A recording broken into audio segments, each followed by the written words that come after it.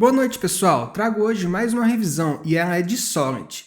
Para isso, vamos analisar esse artigo do mestre Durakovic, onde ele nos traz os 5 princípios Solids em 10 minutos. Vamos ver se é verdade? Bom, nesse artigo ele apresenta todos os acrônimos da palavra S, O, L e D, onde cada um é responsável por uma coisa. Vamos começar pelo primeiro. O Solid, ele começa com o primeiro, que é o princípio de responsabilidade única. Esse princípio nos indica que cada objeto ele tem que ter sua funcionalidade direta. Quando um objeto começa a fazer muitas coisas, ser responsável por muitas coisas, automaticamente o nosso código pode ser um pouco extenso. E aqui a gente percebe isso nesse código da classe paciente, onde o paciente tem a capacidade de salvar um relatório em PDF. Mas, poxa, o paciente tem que saber o que é PDF? Não. Então, para isso, para respeitarmos esse princípio, o paciente perde o poder de salvar esse relatório. Nós criamos uma classe que era a geradora de relatório.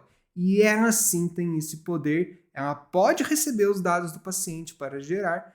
Desacoplamos, cada um tem a sua responsabilidade. Primeiro princípio já foi. O segundo princípio é o aberto e fechado.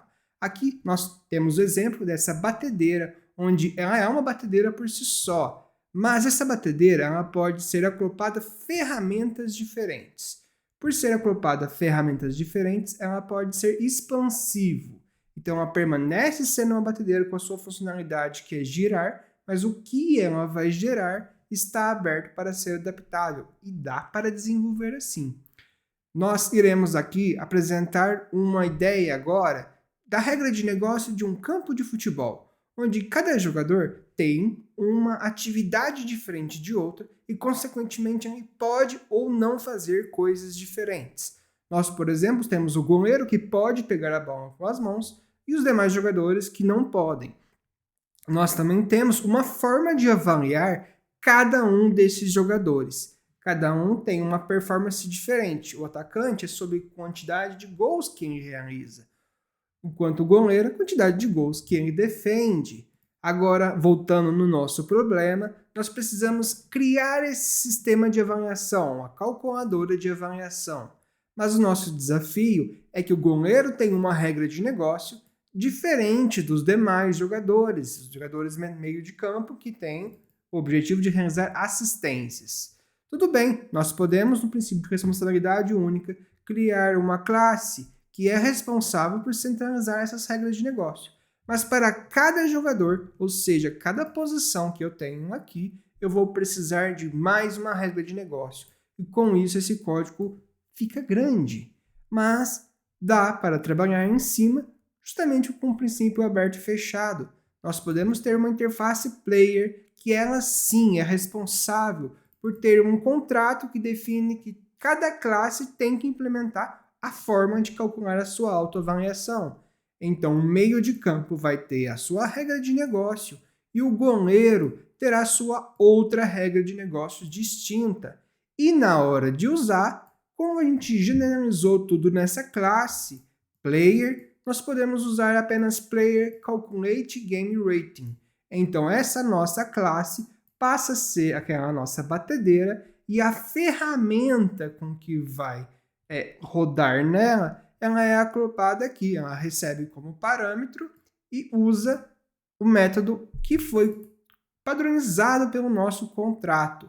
Então, cada classe implementa esse contrato e segue as regras. Consequentemente, um código que tendia a se estender vai ser sempre do mesmo tamanho. Esse código vai permanecer sempre do mesmo tamanho, sempre fechado. Mas ele pode ser expandível, bastando ter novos tipos de player. Agora o próximo princípio é da Skov. Skov, programadora, que nos ensinou esse princípio, onde ela disse que cada objeto pode ser substituído por um seu semelhante ou até mesmo por um objeto pai. Então, se nós criamos uma classe animal, que demos o poder para ela de voar, nadar e andar, qualquer animal que estende essa classe tem que ter os mesmos poderes.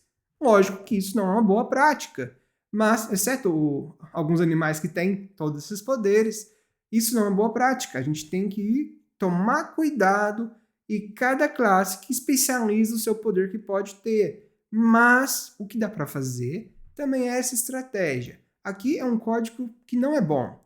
Lembrando nossos jogadores de futebol, o goleiro ele pode pegar a bola com as mãos, mas os demais jogadores não podem realizar isso.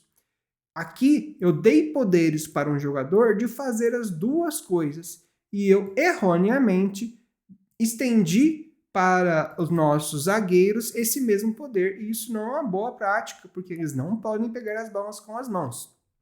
E agora, como a gente resolve esse problema? A gente pode, aplicando o princípio de Liskov, criar, por exemplo, como sugestão, uma nova classe, que é dos jogadores que podem usar a mão.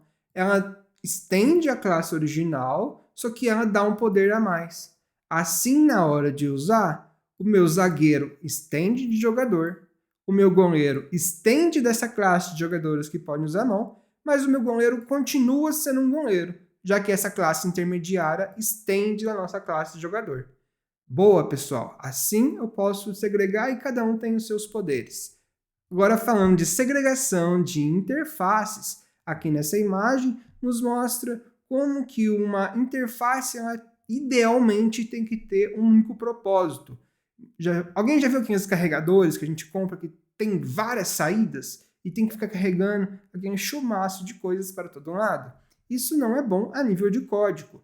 Por exemplo, o nosso animal que a gente citou aqui, ele pode voar, pode andar, nadar. Imagina que eu crio essa interface animal e agora sim eu obrigo que o meu cachorrinho ele tem que ter todos esses métodos implementados, já que ele implementou a interface, mas ele não vai ter poder voar. Então eu posso até pôr uma exceção aqui, um return false, mas que coisa que não é tão bonita, né?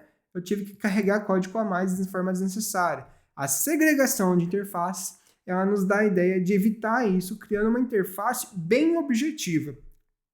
Então eu posso ter uma interface de seres que andam, seres que nadam, seres que voam, e eles implementam uma classe do meu doguinho agora, ela implementa essas interfaces se quiser ou não. Então eu vou implementar seres que andam para o meu doguinho e seres que nadam para o meu doguinho, mas não seres que voam.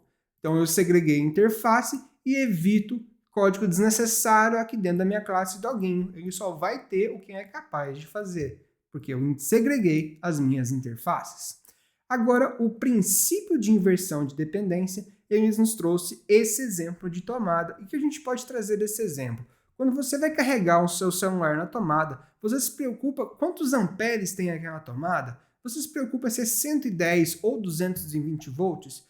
O que mais que você se preocupa? Talvez você seja uma pessoa que não se preocupe com nada, porque a tomada de celular, geralmente, o nosso carregador, ele é bivolt, ele já tem tudo pronto para você usar nas maiorias da tomada, pelo menos aqui no Brasil.